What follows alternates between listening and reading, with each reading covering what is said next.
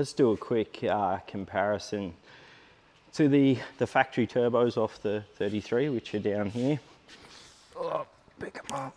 One's still got the dump pipe on it. God, it weighs a ton with that cast iron dump pipe. Look at the restriction in these things too. I can't believe how much power they make just by, you know, putting some boost and a bit more fuel into them. These little things do go well. I guess the first initial difference is the sheer size of the turbos. These are classed as a factory low mount replacement or bolt on, I guess I would say.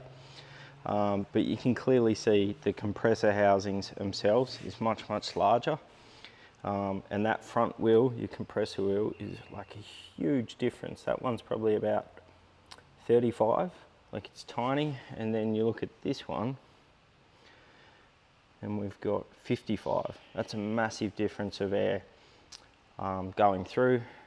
There is bigger turbos you can get in this size, like dash 5s, dash 7s, which sort of, the front wheel's not that much bigger, it's just got a bigger rear wheel on it, but like it's tiny. They really are a small turbo, 0.42. Look at that, that's the difference anyway. There is a set of, so these are the new HKS GT3 RS. So they offer 3 turbos, HKS do, for the twin bolt-ons for an RB. So the pretty popular one is the 2530, which that's it there. So the turbos, I know it's hard to tell by photo on the computer, but these turbos are a little bit smaller than the ones we have. So the 2530 comes with all the factory lines, like your factory water lines, which go back to that mess that they have on the factory across the top. They also come with the cages that go around the turbo body. That's a factory item there, so you just reuse those. They're a really good option for people, the 2530. They fit well, they go well, they look good, sound good. So that's sort of generally what a lot of people went for, unless you was a Garrett fanboy and you run like dash 5 or whatever they are. So you can see, there should be a graph here. No. And then the ones we have, which are the newer ones, is I'm pretty sure is the GT3 RS. These ones here, which you can clearly see are quite a lot bigger in the actual housing themselves. These ones here don't run any of the factory lines. They come with a kit that you have to redo. There's a couple you also have to make. So these aren't necessarily a bolt-up kit. There is stuff that you have to do. But they still fit well. So that's the 2 differences. There is a third one, might be here somewhere. Yeah, there we go. So there's a, whoop, is it going to focus? So this is the 3 twin turbos that HKS have. The 2530, which is a really popular one. The GT3 RS was also, so the 2530s have been around for a while now.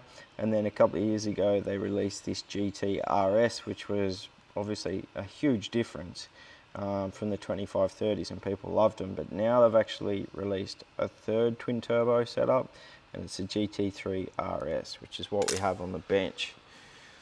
So if we go back over to them, yeah, I mean, I've got a billet block with a massive turbo on it, so that feeds that area. But this here, I love. This is the stuff I love.